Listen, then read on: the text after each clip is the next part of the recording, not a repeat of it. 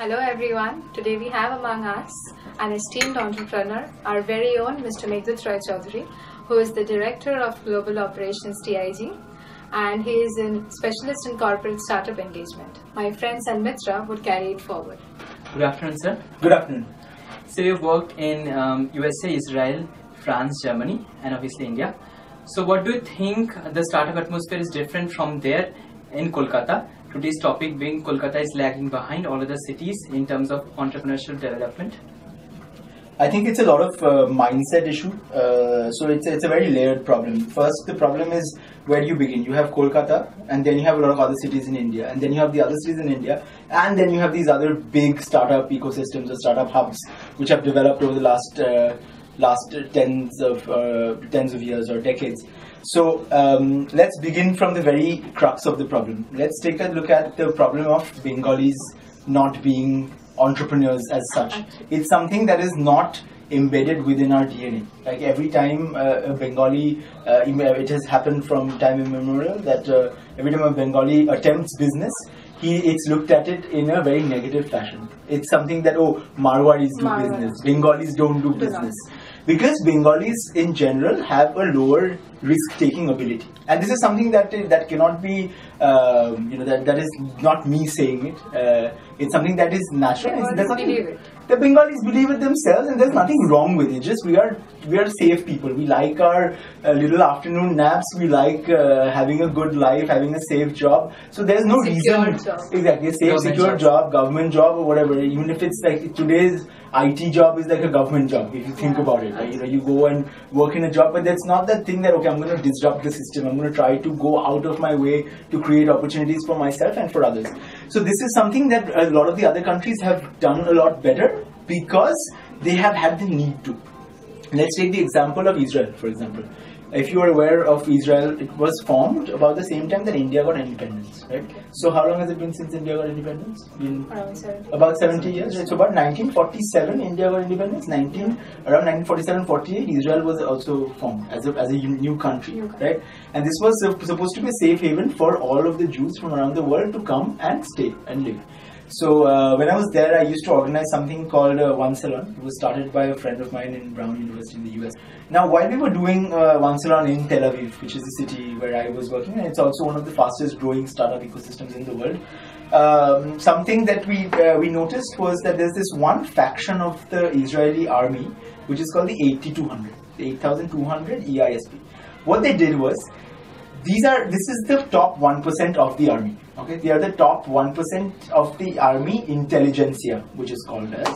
And these guys, they are the equivalent of, say, the Harvard students in America. Everyone in Israel has to go through the army between the ages of 18 and 21. If you're a guy for 3 years, if you're a girl for 2 years. Now, when you go through this process and you're within that 1% intelligentsia, it means that you have certain skills or core competencies which sets you apart from everybody else in the world. What do they do? And Israel was very smart in what they did about it. They created an incubator out of this faction of the army. So between 18 to 21, you go and do your army. If you are lucky enough, if you're good enough, you become part of the 8200. After you finish that, you directly become part of the 8200 EISP Startup Accelerator, Startup Incubator. This is funded by some of the richest Jews in the world. So there's lots of money in that. So lots of good venture capital coming in from across the world. There's some of the smartest people. So a lot of the skills required in the army are also very related to the kind of skills that are required by startup people, by entrepreneurs. You have to know, you have to bounce back from failure continuously. You have to stand your ground. Things like this, right?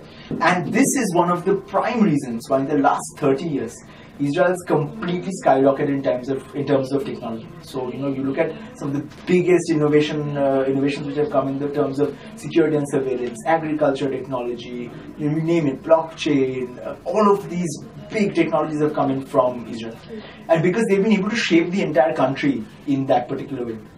So a lot of the responsibility also lies on the government of a country. Again, I'm not saying Israel, everything that they've done is good, but these are certain things that they've done which have helped in building the ecosystem. Now, so then you imply that the Indian government could have contributed more. Yeah. Up until 2014, I don't even think anyone in the government knew what entrepreneurship actually meant. Right? This is something that was completely out of the blue. I still think they don't know a lot about what it means, but again, they are making significant efforts because now entrepreneurship is a buzzword, innovation is a buzzword. They have to do something about it. It's also the responsibility of the government in a way. But then again, you can't blame it on the government. You can never blame it on the government. If you have issues, we as individuals who are well-learned, educated, are entrepreneurial in a way, we want to create something new, it's on us to do that. You are both part of the pre-incubation session that's being organized for the students of Techno India. And that's something that Techno India is an educational organization. The way it started 35 years ago, it would have continued going on the way it was without providing any of these opportunities. Why did we do that? Because we felt that this was the need of the hour. If there are potential startup entrepreneurs within the ambit of the college or the colleges or the universities, then they need to come into focus. For that, it's a platform. The same way that I would be doing that for people from outside as a startup mentor or somebody who runs an incubator, I'll also, of course, do it for all the students because there's so many bright ideas that lies within you. So you can't, at the end of the day, blame the government. It's not the government's fault that innovation's not happened in the way that you would want it to be. And again, on top of that, that's for the whole country in general. And on top of that, add the laziness. I'm not going to say that maybe on camera, but you have Bengalis are known to not be the people who take the most initiative to go out and do that. So I actually recently started this initiative, and if you go on my Facebook today, you'll see it. I launched a call for action for any Bengali who is outside Kolkata right now and wants to come back to Kolkata. I have an opening for you. So if you have anyone, and this is for anyone who's listening to this on camera as well, if you're a Bengali living in Bombay, in Bangalore, in Hyderabad or in Delhi, and you want to help build this city of Kolkata and you think that there's not enough opportunities available in the city, please get in touch with me. I might have something for you. I'll definitely have something for you. There's opportunities in business development, in marketing, in PR, in entrepreneurship. If you want to build your own company, and again, if you're a bit older and if you have a master's degree, then probably as a professor of artificial intelligence, machine learning, IoT, VR, AR. If you're out there and if you're looking for some reason to come back to Kolkata, and if you think you don't have enough opportunities, there's something here. You just need to know the right people to get in touch with. In this case, it would be me. So you can add that on, and you can spread the word to whoever's listening as well. So yeah. And so then, what would you advise for the schools and colleges? How should they promote entrepreneurship and innovation among the college graduates or the school passouts? Okay. So I think there are two ways of essentially dealing with this problem. The first problem is a lot simpler than the second problem. The first problem is about the lack of coding knowledge in schools and colleges, and it's not something that's very enforced. Now, if you know about something that was launched a few years ago, it was called Code for India. It's an organization that is closely monitored by the government as well. Code for India is an organization which helps spread coding related knowledge across schools from 5th or 6th grade, I think. And it's in Kolkata? It's available everywhere. It's an online resource, so you can get in touch with them and they will provide resources for your school and college. So here the onus lies on the principal of the school or whoever's running the school to take that on and spread it amongst the students. They have all very separated curricula for different classes of students as well. And the reason why I talk about coding is because so much of the scalability factor in any startup lies on how good you write code, that without very good code, it's very hard to build a very good tech startup. I mean, it's impossible to build a tech startup, and for any other startup as well, if you want to reach out to 1 million people, then you need very good code, because that's what forms the basic crux of the scalability issue. The second factor that I was talking about is a bit more tricky, and that is raising awareness. Now, you can teach people code because it's very concrete and you can sit down in front of a computer and write down code. But the problem with awareness is that it takes a lot of time. One, it takes a lot of unlearning because the conditioning starts when you're very young. So that unlearning process needs to start much earlier, and that is a conversation that just does not happen unilaterally between a teacher and a student. It's also between the student and the parents and the people around them, and you are going to become you won't become an engineer, you will become fashion designer. Log kya kahenge? Again, there's that entire whole other Pandora's box which opens. So these are things that need to be unlearned within the school curriculum itself or within the school premises, and for that a lot of alternative education, a lot of awareness through talking to people. This is what's required. So creating good content based on good tech which spreads these messages can also potentially become an entrepreneurship awareness situation that's run in schools or colleges. So all of these can become individual pockets of growth for everyone who's involved. So these are the two things I think. So one is the coding part of it. You build on that, you create a lot of good entrepreneurs. On the other side, you create awareness about, hey, it's not just about getting a job, it could also be about creating your own jobs. So another thing that I also say is that it's not just about starting your own company. Entrepreneurship is not just about starting your own company. It's about innovation. It's about innovation, whatever field you're in. Like you could be in TCS tomorrow and then find some unique value proposition for your own project, and then you add on that gives you credibility to get promoted much faster. You think out of the box, you will have some innovative solutions to whatever field of life you're in. It's about building that entrepreneurial mindset. Yeah.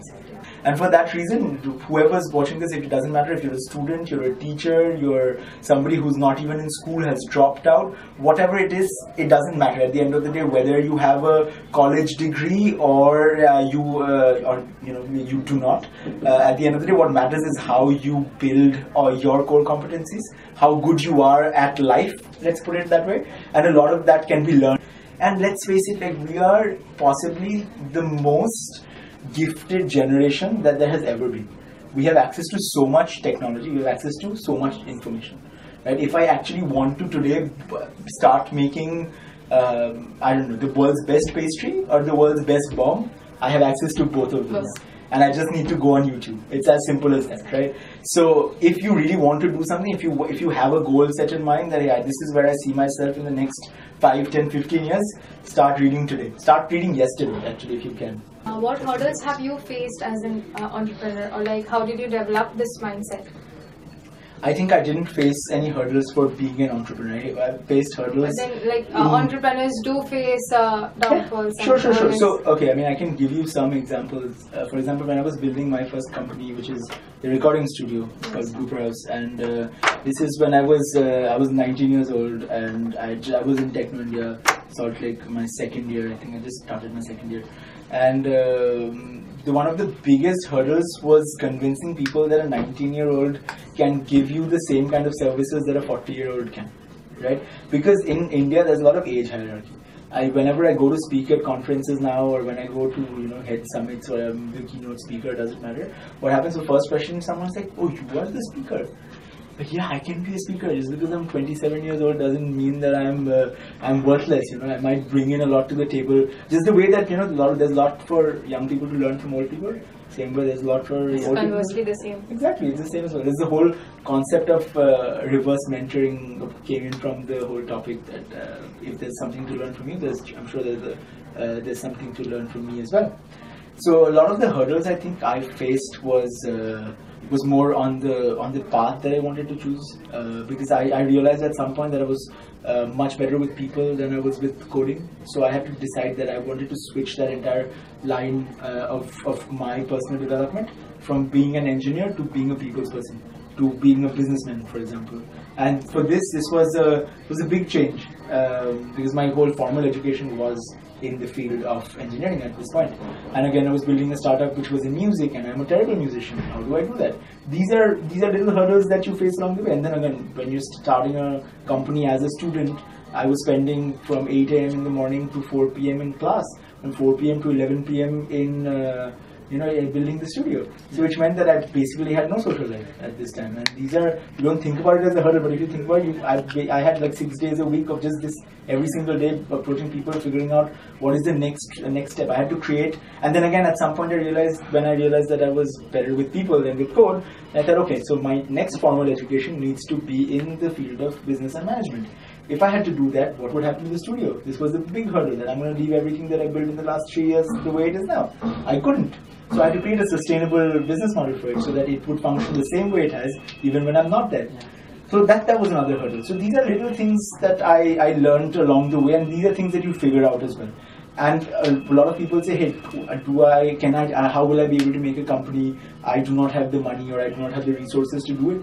There are other people who do. It doesn't have to be you who has those resources. It's about how passionate you are about what you want to do. Then you go ahead and get it no matter what happens. Maybe it won't happen in 6 months, but maybe it will happen in 6 years. You never know. So you have to keep fighting for something that you really believe in. And there are always good people around you. And finally, how do you see Kolkata 10 years down the lane in the journey of entrepreneurship? In the journey of entrepreneurship, lots of cool things are coming. I'm not going to elaborate too much on that, and I'm very, very hopeful. That's all I can say. Kolkata is my baby. Kolkata is today the person that I am. About 90% of it is because of the fact that I was born and brought up in Kolkata.